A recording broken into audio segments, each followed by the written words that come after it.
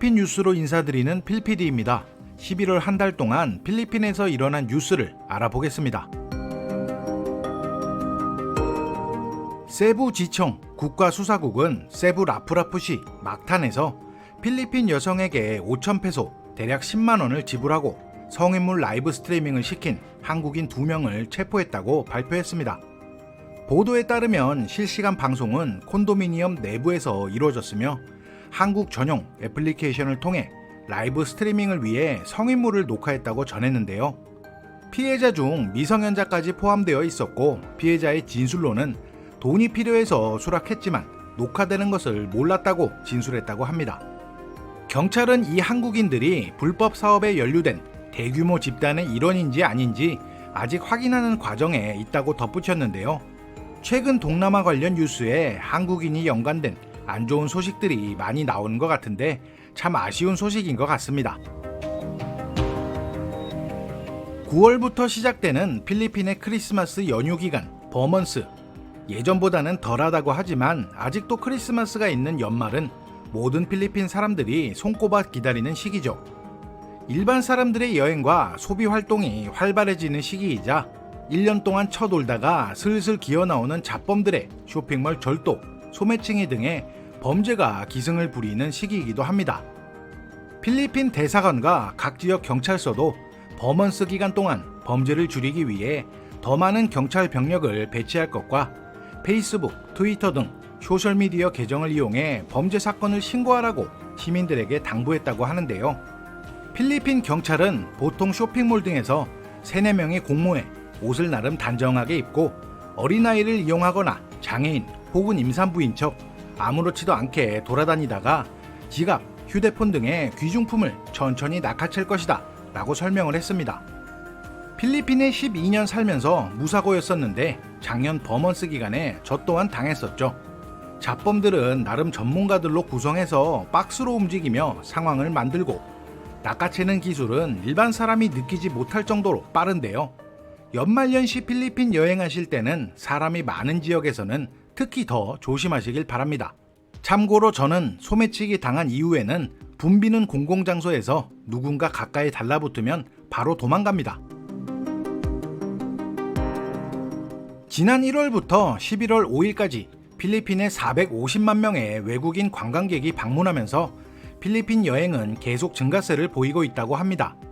이는 관광부의 목표인 480만 명 중 93%에 해당된다고 하는데요. 11월 초 기준 필리핀을 방문한 해외 관광객 중 약 413만 명이 외국인이라고 하는데 가성비 최악의 위험천만한 나라라고 알려진 필리핀의 한국인 방문객은 119만 명, 전체 1위를 차지했습니다. 누가 뭐라 해도 올 사람은 온다 라는 말이 다시 한번 입증되는 것 같은데요. 이어서 미국이 2위, 일본, 중국, 호주가 뒤를 이었다고 합니다. 필리핀은 무비자로 입국이 가능하지만 최초 입국 후 30일이 지나면 비자 연장을 해야 됩니다. 직접 처리하시는 분들도 있고 대행사를 통해서 하시는 분들도 있는데요.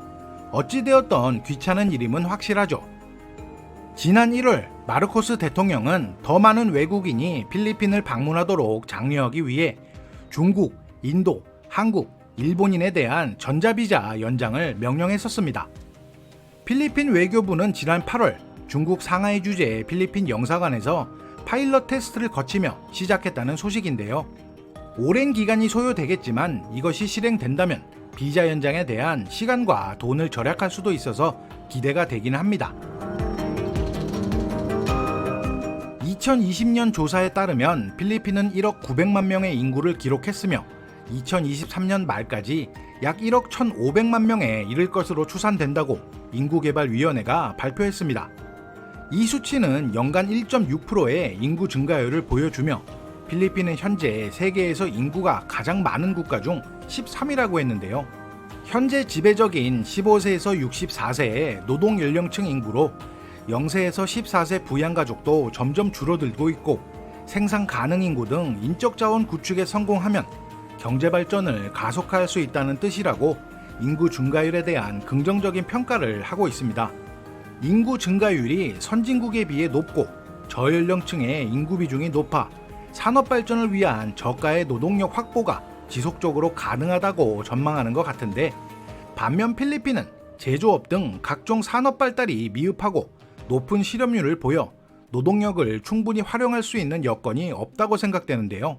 한 가구 관련 통계에 따르면 우리나라의 인구는 2023년 5,200만 명에서 점차 감소해 2041년에 4천만 명대에 진입하고 2070년에는 3,800만 명으로 감소할 것이라는 전망과 내국인 비율은 감소, 외국인 비율은 증가하고 있다는 기사도 본 적이 있습니다.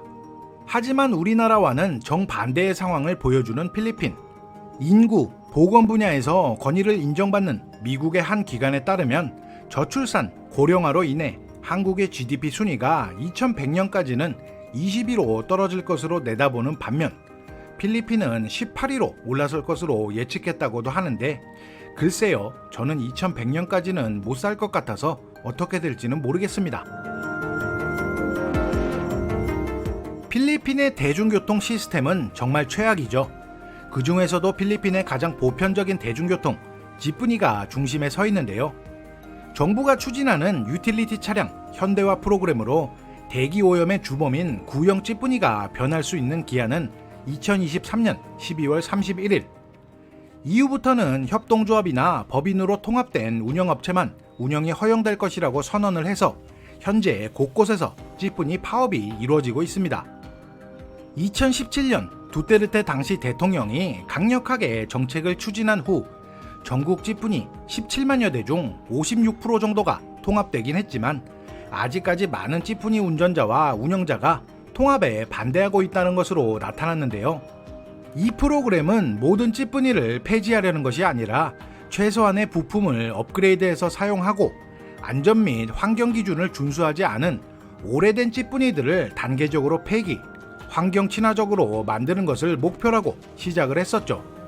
수천 명의 소상공인인 개인 지프니 운전자들의 입장에선 이 프로그램이 결국 단계적으로 폐지될 것이고, 이들이 감당할 수 없는 새로운 현대화된 지프니를 구입하게 되어야 하고 대기업과 민간 운영자들에게만 도움이 되는 정책 프로그램이라고 주장을 하고 있고, 정부의 입장에선 구형 지프니 모델로 인한 대기 오염을 줄이기 위해 현대화 프로그램이 필요하지만 확실한 재정 지원은 보장하지 못하는 것인 거죠. 양측이 대립하고 있는 상황에서 정부는 2024년 국가 예산이 할당되지 않았음에도 불구하고 추진될 것이라고 하네요. 개인적인 생각으론 필리핀에서 지프니가 멈춘다면 필리핀 전체가 마비될 것 같은데요. 필리핀 지프니는 지구가 멸망하기 전까지 살아남을 것 같거든요. 필리핀의 겨울이 찾아왔습니다. 물론 눈 내리는 하얀 겨울은 아니지만 겨울이 왔습니다. 지난 10월 뉴스에서 필리핀이 이상기온으로 날씨가 쳐돌았다 라고 전해드렸었는데, 지금은 평년기온으로 돌아온 12월의 필리핀입니다. 밤에는 시원한 우리나라 초여름 날씨 정도를 기록하는 필리핀 방문의 최적기라고 생각이 드는데요. 평균 기온은 24도에서 30도로 기온이 비교적 낮은 데다가 태풍도 잠잠하고 비가 오는 경우도 드물어서 다양한 액티비티와 술을 마시기도 좋은 날씨입니다. 북쪽 휴양지 바기오의 기온은 섭씨 13.4도까지 떨어졌다고 하는데 조만간 바기오로 한번 떠나봐야겠네요. 오늘의 재미있는 필리핀 뉴스는 여기까지입니다. 제 영상으로 필리핀 소식과 정보를 가져가시는 분들이 많이 계셨으면 하는 바람이고요. 시청해주시는 구독자분들 항상 건강 잘 챙기시고 오늘도 화이팅 하시기 바랍니다.